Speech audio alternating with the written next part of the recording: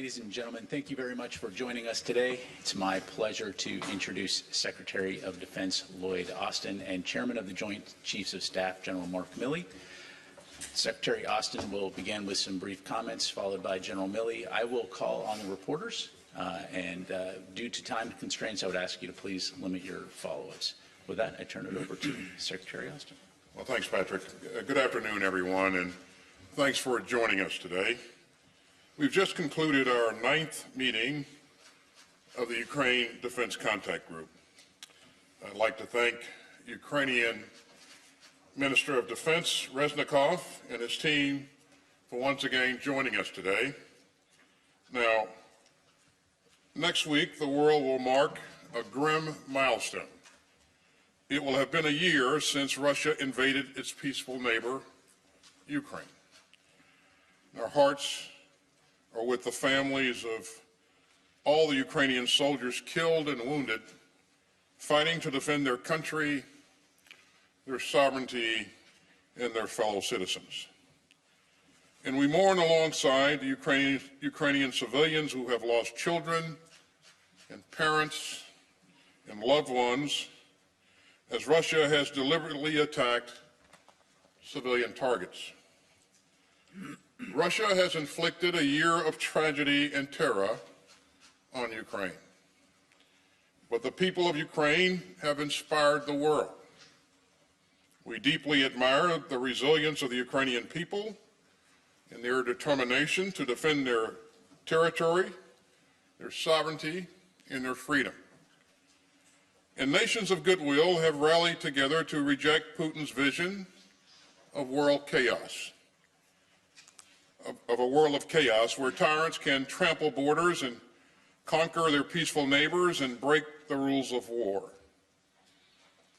And that's what this contact group represents.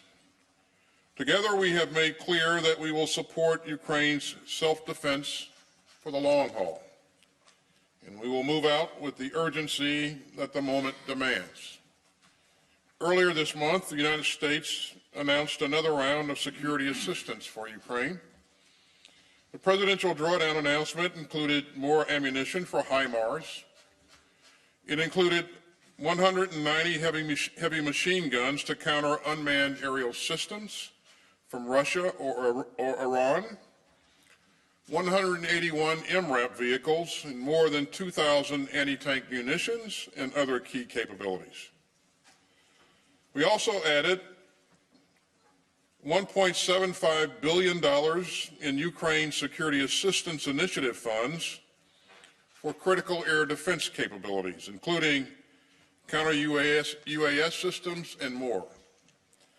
And at today's contact group, we joined again with our valued allies and partners to make sure that Ukraine has what it needs when it needs it. And we continue to work together to provide Ukraine with full combat credible capabilities and not just equipment. And that's why we discussed synchronizing our donations into an integrated training plan. And you can see the importance of our coordination and our common efforts to meet Ukraine's needs for armor. Among the members of this contact group, we have given Ukraine's defenders more than 8 combat brigades. This includes major contributions from the United States of Strykers and Bradleys and Abrams tanks. It includes the UK's donation of Challenger tanks and the contribution of Senator armored personnel carriers that Canada announced last month. It also includes the refurbished T-72 tanks that the United States, the Netherlands, and the Czech Republic are in the process of delivering, as well as Poland's latest donation of T-72s. And it includes the important steps from Germany, Poland, Canada, Portugal, Spain, Norway, Denmark, and the Netherlands on Leopard battle tanks. Now, we also heard today about significant new air defense donations. That includes Italy and France, which jointly announced that they will provide Ukraine with the SAMP-T air defense system. And France also announced that it will work with Australia to ramp up 155 millimeter ammunition production to support Ukraine. And finally, let me also thank Norway, which just announced that it will provide 7.5 billion euros in military and civilian assistance to Ukraine over the coming 5 years. And that's a very significant commitment. Now, all of these capabilities will continue to be important for Ukraine's success on the battlefield. But as I said last month in Ramstein, this isn't about one single capability. It's about delivering all the capabilities that we promised. It's about integrating all of these systems together. And it's about working with the Ukrainians to help them fight for their freedom. Now, we also had an important discussion today on our ongoing work on accountability. It's a priority for me and my contact group colleagues to ensure that our donations continue to be used as intended and that we move proactively to prevent arms proliferation.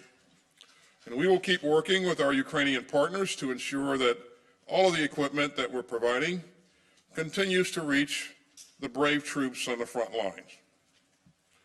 Now, a year ago, Putin assumed that Ukraine was an easy target. Putin assumed that Kyiv would easily fall.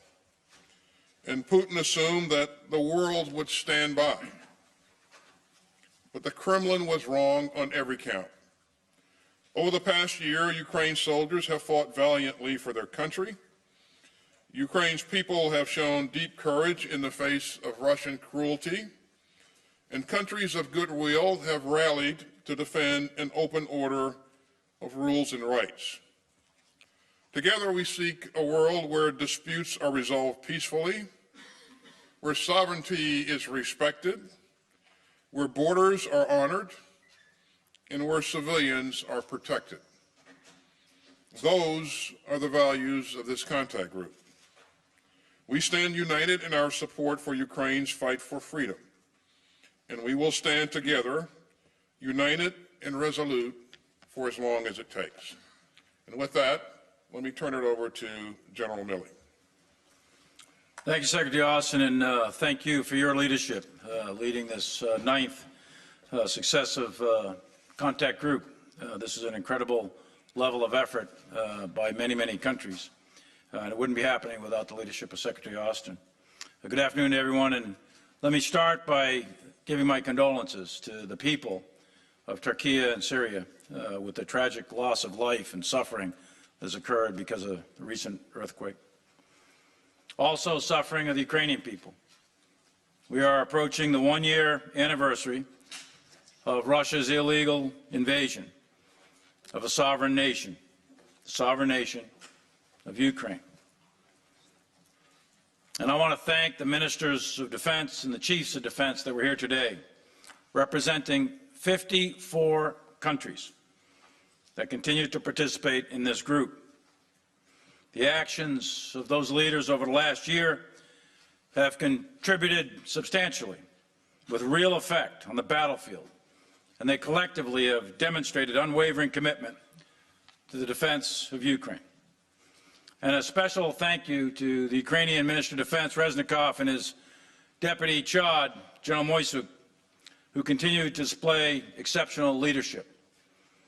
And my friend, General Zaluzny, who is on the battlefield every day, leading his country's defense. 10 days from now is the one-year anniversary when Russia brutally, illegally, and in a completely unprovoked way invaded the sovereign nation of Ukraine. As the Secretary just pointed out, Putin thought he could defeat Ukraine quickly, fracture the NATO alliance, and act with impunity. He was wrong. Ukraine remains free.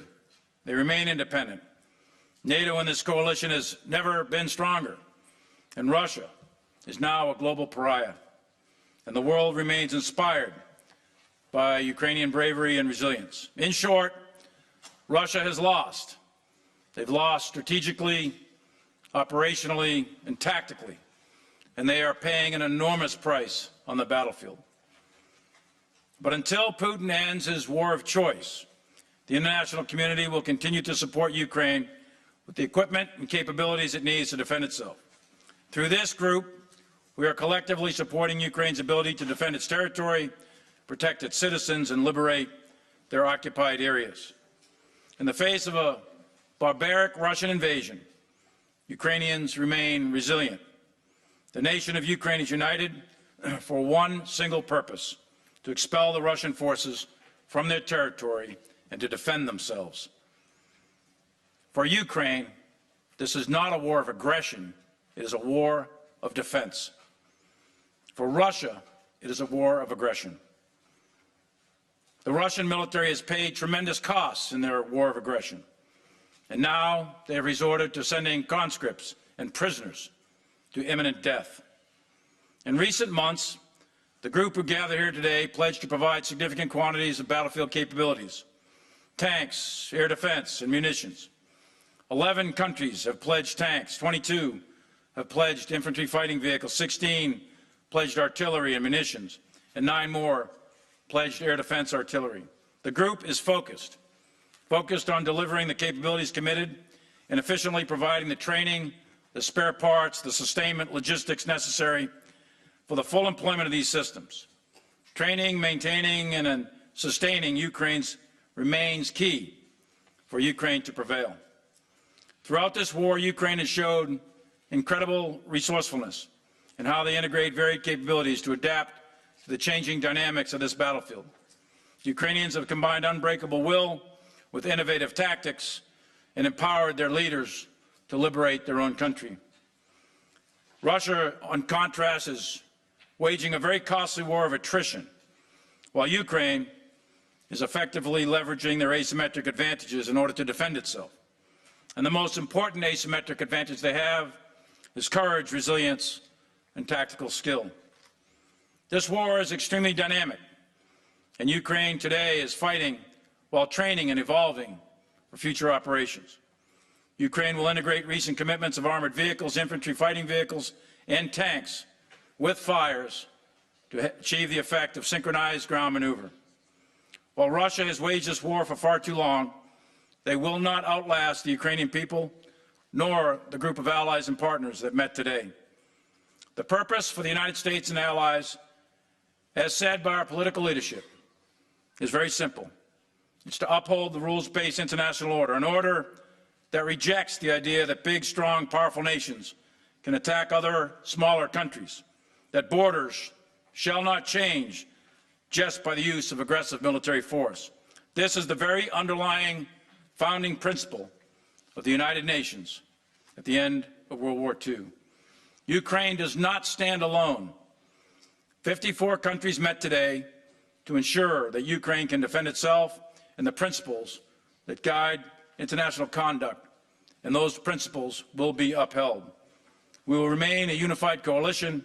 We will continue to uphold the values of sovereignty and freedom, and we will continue to support Ukraine. Thank you, and I welcome your questions. Tower Cop, AP. Secretary Austin, you said earlier this is a crucial moment for Ukraine and that the allies need to get air defenses and munitions into Ukraine now. What are you seeing from Russia that makes this moment different? And the NATO Secretary General has already warned that Ukraine is burning through munitions faster than a rate that the allies can supply it. Will you at some point need to ask Ukraine to do more with less? And then for Chairman Milley, did one of the missiles fired at the Lake Huron object miss? And if so, what happened to that missile? And if so, does that change your risk calculus for shooting down objects over U.S. soil? Are you starting to develop alternatives if and when you detect the next object? So in terms of where we are, thanks, Tara. In terms of where we are in the fight, what we've seen over the last several months is a contested battlefield. We see a lot of activity in the Bakhmut area, which is where Russia is focusing most of its effort.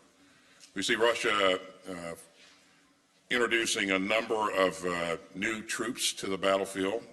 Many of those troops are ill-trained and ill-equipped, and so their casualty rate has been really high.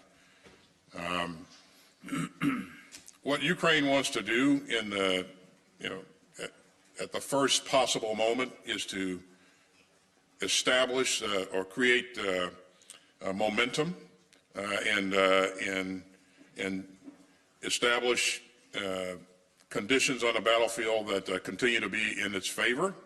And so we expect to see them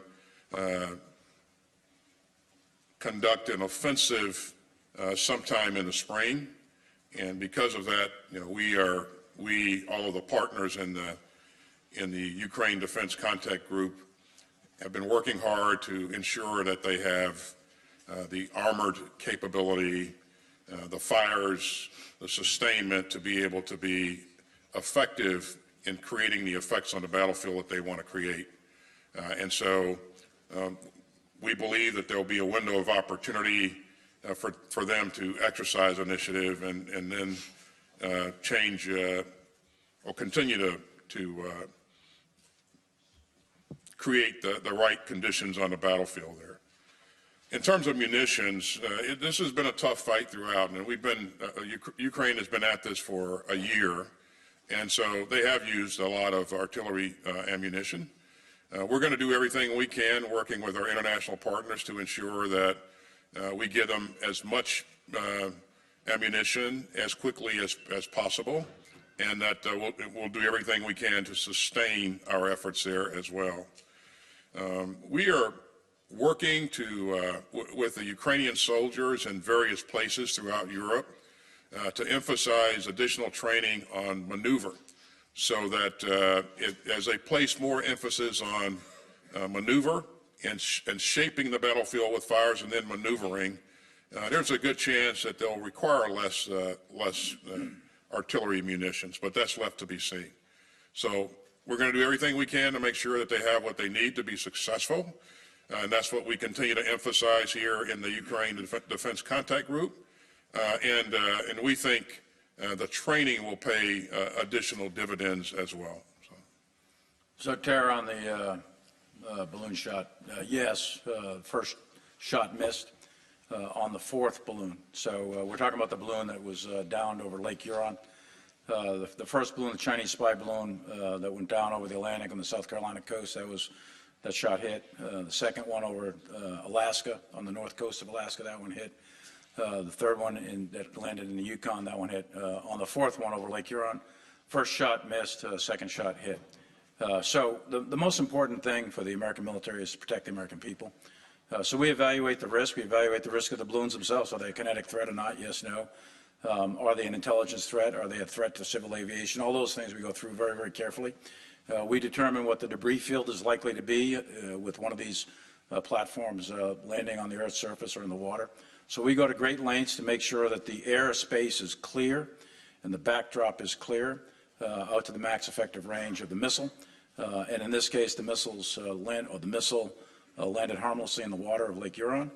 We tracked it all the way down, and we made sure that the airspace was clear of any commercial or civilian or recreational traffic. We do the same thing for the maritime space. So we're very, very deliberate in our planning. NORTHCOM does that along with the pilots themselves. So we're very, very careful to make sure that those shots are in fact safe. And that's the guidance from the President. Shoot it down, but make sure we minimize collateral damage and we preserve the safety of the American people.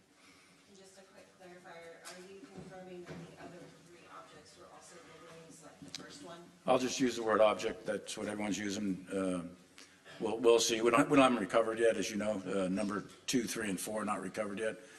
Number 1, we are recovering and getting a lot of stuff off that, but 2, 3, and 4 are not yet recovered. They're in very difficult terrain. The second one off the coast of Alaska that's up in some really, really difficult terrain in the Arctic Circle with very, very low temperatures in the -40s. The second one is in the Canadian Rockies in Yukon. Very difficult to get that one. And the third one is in Lake Huron at probably a couple hundred feet depth. So we'll get them eventually, but it's going to take some time to recover those. Okay, let's go to Dimitro Ukrofon. Thank you for the floor. National News Agency of Ukraine, Dmytro Shkurko. To Mr. Secretary, was the question of the plane supplies, I mean combat jet supplies to Ukraine, was discussed or not? And what kind of security circumstances should be created inside Ukraine to deploy a new type of aircrafts of such kind? Does it mean that that is possible after the integrated air defense system is created? And to General Milley, if I may, what is your risk assessment for supply routes of the delivery of Western equipment and ammunition to Ukraine, and how it could be made more secure? Thank you. So on the issue of aircraft, I don't have any announcements to make on aircraft today. We're going to continue to work with Ukraine to address Ukraine's most pressing needs. Again, you know, they're contemplating an offensive in the spring, and that's just weeks away. And so we have a lot to get done. So if you think about the numbers of systems that we're bringing together, Bradleys, Strikers, Martyrs, CB-90s, 113s, artillery, and the list goes on and on. It's a monumental task to bring all those systems together, get the troops trained on those platforms, and make sure we have sustainment for that, for all of those systems, and get those systems into the fight. So that's really the focus of our conversation today. So, Dmytro, lines of communication in warfare and combat are always subject to enemy attack. No different here. And the lines of communication that stretch through the western portions of Ukraine are subject to Russian attack from the air, attack from artillery, attack from special operations forces, etc. So the key to ensure that the supplies get through, maintain good operational security, vary your times, don't set patterns, take different routes, and make sure you disperse your force so that you have small penny packets as opposed to one large massive convoy. The security from the Polish border or any other border, Romanian border, anywhere, that security is part of the security plan for the Ukrainian armed forces. They pick the stuff up and they do that. And they practice all the good tactics, techniques, and procedures that I just described. I would say it's not without risk, but it's moderate, and it's been successful so far to get through. Okay. Let's go to Felicia Schwartz, Financial Times. Thank you.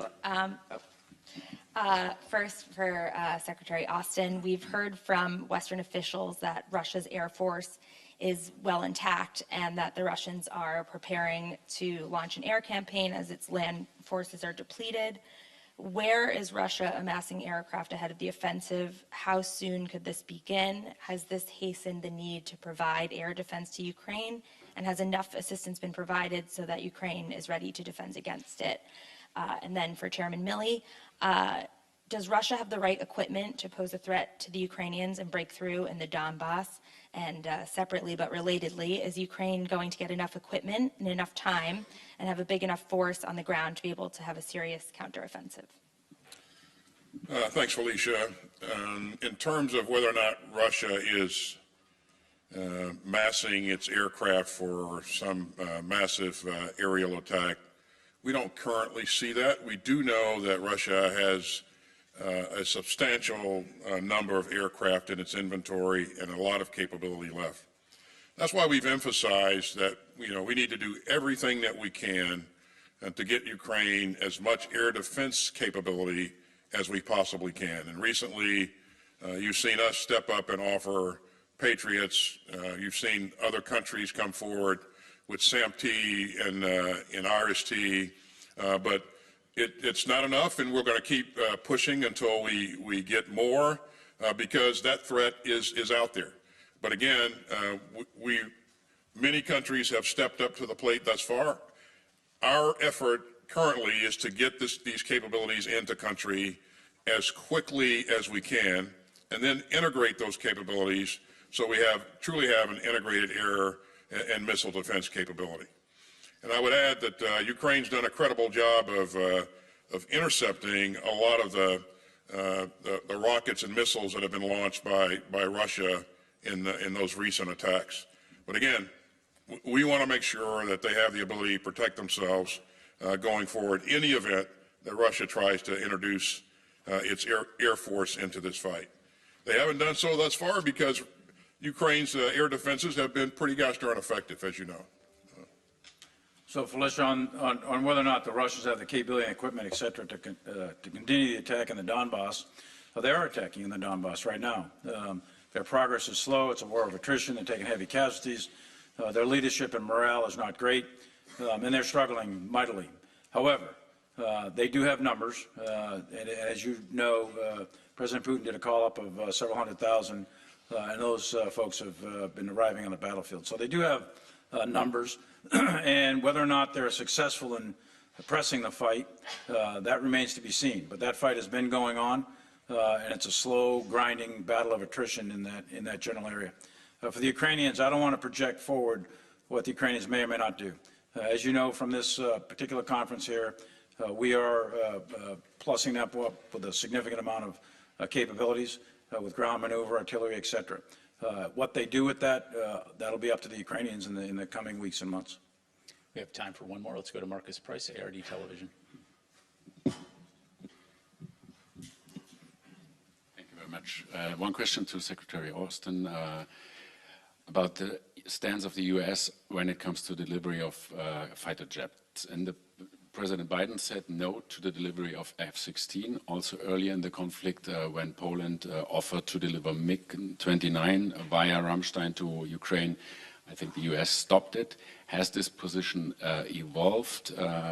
Do you encourage countries to do so if they want to, or do you assess the risk is too high? So what is the U.S. position on other countries delivering fighter jets? And to Chairman Milley, the Russian offensive we're seeing, what do you see so far? Is this very serious? Is it different than what we saw in the past? And do you have any intelligence whether we are going to see another attempt of the Russian forces to capture Kiev? Thank you. Thanks, Marcus. For the record, with respect to any kind of aircraft being provided by Poland, the United States never stopped Poland from providing anything. A decision to provide something that's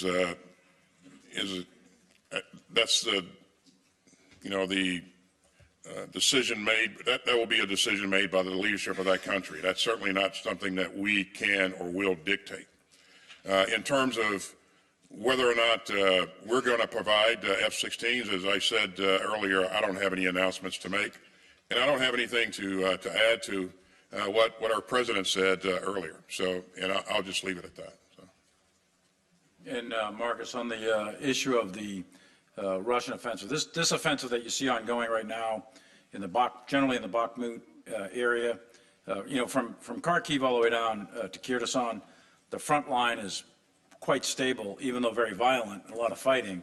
It's relatively stable. Most of the dynamic movement back and forth is generally in the vicinity of Bakhmut. The Ukrainians are holding.